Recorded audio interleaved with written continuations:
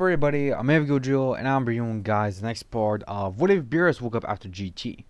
Now, we continue on after the previous part ended with, of course, both Broly and Granola being introduced to Team Universe 7.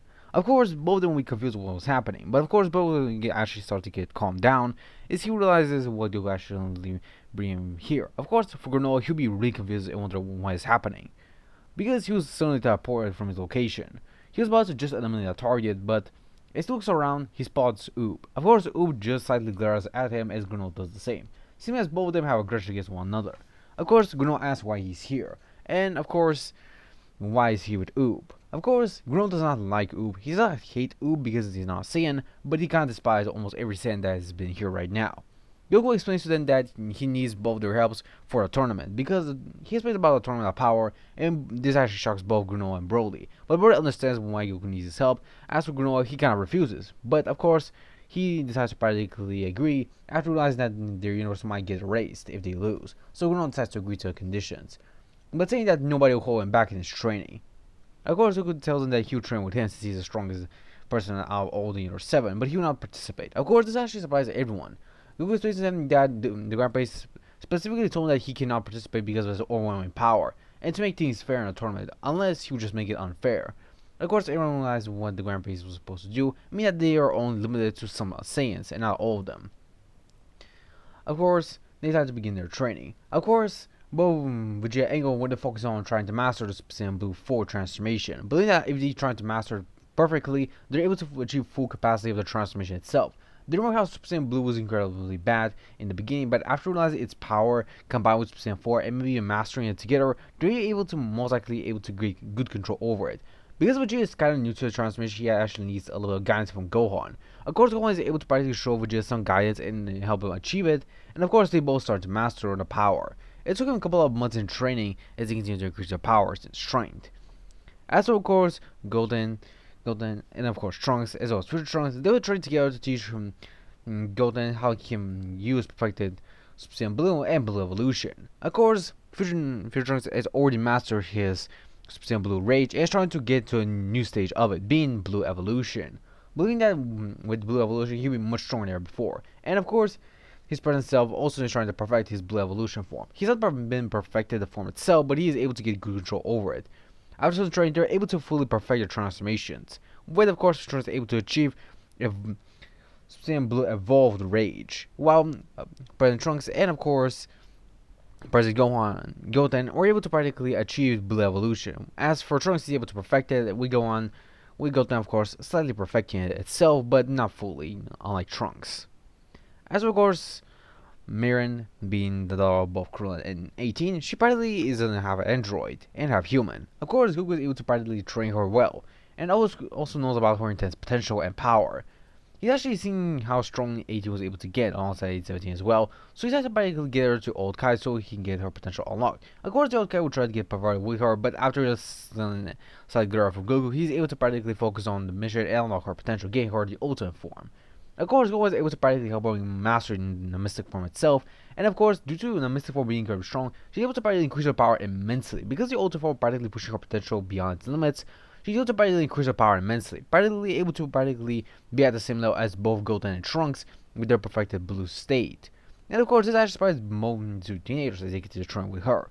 Of course, Miron would have a kind of a crush on, of course, Goten, as of course Goten will actually not mind it since he sees her as a very powerful woman. Of course, he thinks that he does have a girlfriend, but now he realizes that he may need to have a powerful girlfriend so he can not only rely on him.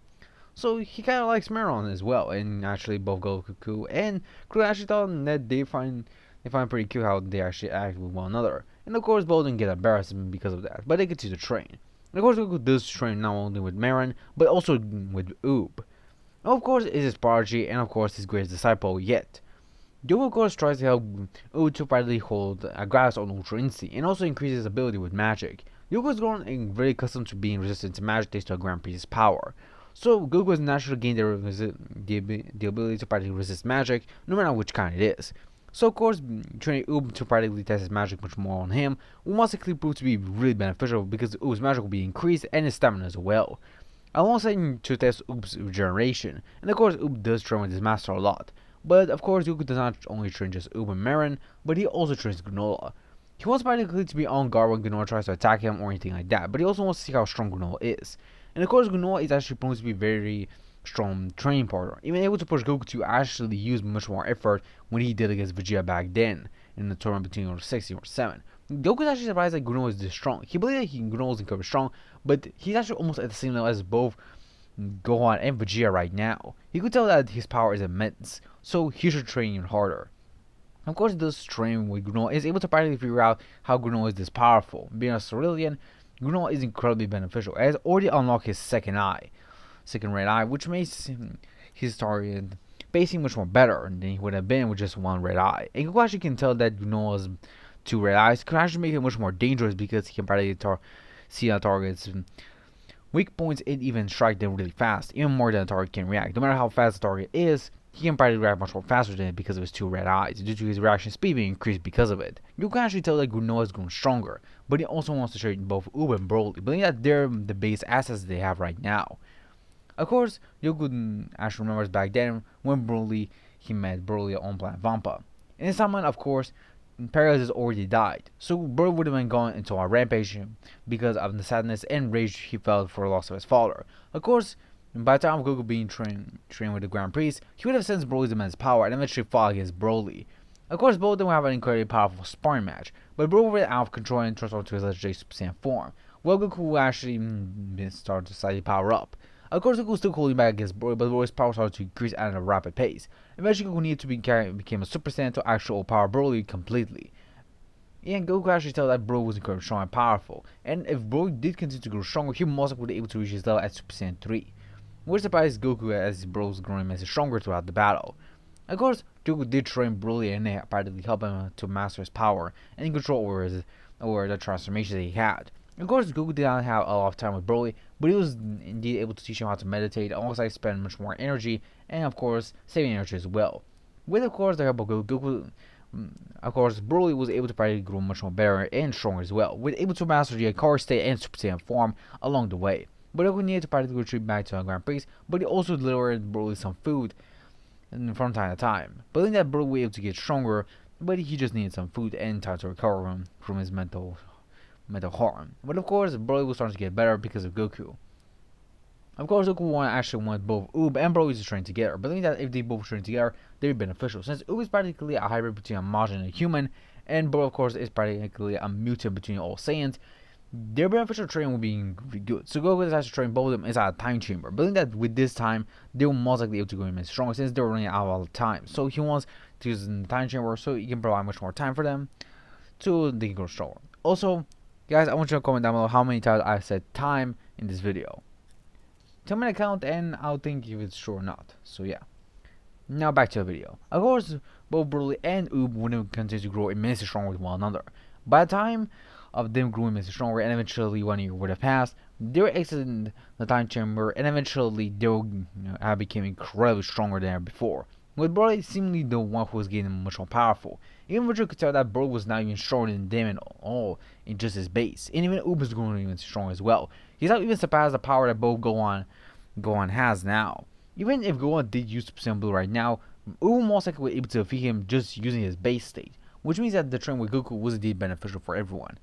Now, of course, both Bra and Pan would have then used the Pitar earrings after their training and eventually fused into Bra Pan, and eventually went for the tournament. Of course, Marin, Bra Pan, and of course Oob would have decided to probably eliminate as many units as they can so they can reassure their victories. Of course, they do go all out, but still hide a lot of their powers, so they cannot be discovered how powerful they are right now. Believing that the best way for them to practically win is to practically not reveal their true power. Believing that if they save the best for last, it will be much more beneficial. But they do use a lot of power in their base state, so they can practically defeat their opponents. Of course, Universe 7 is able to get 3 eliminations, and of course this surprised most of the other universes because they never thought that Universe 7 would be this active. But of course, due to couple of teenagers and of course adult Saiyans, they're able to practically pull out the victory. And Goku is really proud of his team, but also believe that they may have struggled with other universes. Of course, the Bra Pan would eventually encounter Kawa, and eventually, of course, the Bra side the fusion, well, of course, will be kind of trying to talk to him. While the Pan side of the fusion will be kind of disgusted by it, but she can actually see why Bra actually likes Pan. So they talk normally, and eventually Broadband actually sees both Caulifla and KO as they try to attack her. Of course, the bra side of the fusion gets jealous as she decides to fight both of them. Of course, both Caulifla and KO do try their best to try to overpower her, but because of her being a fusion, she's easily able to overpower both of them. Of course, this gets both Caulifla and KO angry as they both power to their Super Saiyan forms, with of course KO going into a berserk state after seeing Broadband easily defeat her sister. But of course, Broadband is actually kind of prepared for it. Of course, Broadband decides to power up and eventually power up to her own Super Saiyan God state. Yes, both Ben and Bra have been trained together so they can grow immensely stronger. And of course, Goku did train them so they can master God Ki, so they have mastered Super Saiyan God and have full control over it. But of course, the increase in power, they're easily able to defeat KO with ease. But of course, Champa seeing how his Saiyans were actually losing, he tells both Caulifla and KO to practically fuse together so they can defeat her. Of course, they always had to do that, and eventually Caulifla and Broadband wouldn't start the battle. But of course, due to Caulifla's unexperience with fusion, Broadband is able to practically take the best out of her, pushing her a lot, and eventually even managing to edge her out. But of course, Caulifla does power to a legendary Super Saiyan form, but it's not enough to overpower in the Super Saiyan God fusion, and eventually she's eliminated. Of course, on the other side of the arena, both Hit and Granola would have fought against one another. Both of them actually find respect for one another since they're both assassins, but they have different ways of assassinating. Hit being from the Hit practically trying to practically find his main target and instantly eliminated, while for Granola, he needs to be like a sniper, always hiding in shadows and making sure that he strikes his target really fast and quick, making sure that he deals with it really fast as well. So they both have respect for one another. But of course, because of Granola's strength and experience right now, he's actually stronger than Hit's time skip. And of course, when Hit does try to attack Granola, Granola just uses 2 red eyes, and the power boost he was able to get thanks to Rambo. And of course, with his power boost, he was able to grow immensely stronger. And of course, he was able to practically easily overpower Hit and eventually eliminate him. But Granola does respect Hit for being this strong. And of course, Hit does respect Granola as well. We both have mutual respect for one another. As for the other side of the arena, Juma actually decided to practically appear to fight in Neo 7 much more early on than the original, because of him feeling the intense power for both not only just Gohan, but Vegeta and Broly himself. So he decided to practically face them much more early on. Of course, Vegeta and Broly decided to face him alongside Gohan as well, with Broly powering up to his controlled legendary Super Saiyan form, and Vegeta of course powering up to his Super Saiyan Blue 4 state. Due to it now being perfected, Vegeta had much more control over it, so they both fight Jiren. But of course, Broly was only stronger, but not as strong as he was back in his Berserk state. If he did win Berserk, he was likely able to grow stronger, but being controlled is much more better. Of course, the battle wouldn't go on for a really long time. Eventually, Jun would have been pushed to using more and more of his power, as he was pushed by everyone else. But eventually, he would start to overpower most of the weaker fighters, and eventually eliminate most of Universe 7. With of course, Gohan eventually being eliminated, and with only Vegeta and Broly actually being the one standing, alongside some other fighters as well. Of course, eventually Vegeta would have been eliminated as well, and eventually Broly would be the only one. Eventually Broly would have lost control and eventually powered up a lot. But of course, Joe was able to use his Limit Breaker form. In this timeline, Joe has been training a lot harder and has now actually achieved and perfected his Limit Breaker state. So he is really experienced with this transformation. Of course, he does fight with Broly, and eventually their battle is incredibly close. But eventually, Joe is able to best battle Broly and eventually defeat him. As for Oob, he was on the ground unconscious. He could not do anything because his body was incredibly weak due to a battle with Jiren. But he then remembers how the Grand Kai and of course Boo helped him train when he was inside a time chamber. Eventually Oob remembers all the training he did with his master Goku, and eventually he then calms his mind, focusing as he then unlocks a new power within him. As all the gods who are shocked eventually stand up, as they see Oob has achieved Master Ultra Instinct. All the gods are in shock and even surprised that Mori was able to master Ultra Instinct. Of course, they didn't know that Goku is actually going close to his level himself, but Goku was actually surprised that actually to see that his disciple has surpassed him in a master of one technique he could not do himself. Ubis practically achieved Master Ultra Instinct, and eventually he then rushes at Jiren. With immense speed, he is able to eliminate most of Universe 11, with only Jiren being the only one remaining. Of course, Jiren is surprised and even shocked to see that Ubis actually fully healed and had full stamina as well. Well, of course, in his mind, thanks Boo for practically able to heal him and eventually even increase his stamina as well. With this, of course, this means that Ubu will not get the backlash of Ultra Instinct way early on. So, of course, with this, Ubu is able to start to overpower Jiren.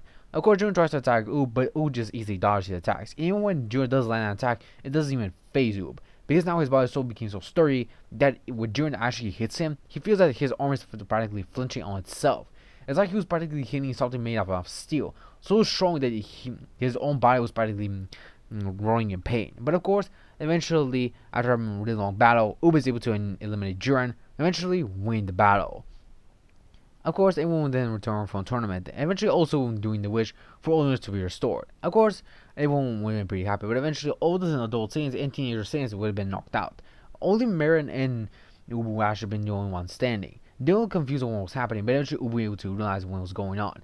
And eventually goes to Granola, as Granola just tells them that since they're not Saiyans, they can leave, since he wants to get his revenge for his race on those Saiyans. But Ubu tells him that he will not let it happen. As for Granola, he tells him, well, good luck in Triumph, because this time I'll not hold back. If you don't stand in my way, you will also be killed like your master. And this is the end for this part, guys. I hope you guys enjoy it. I'll see you guys in the next one. Sayonara.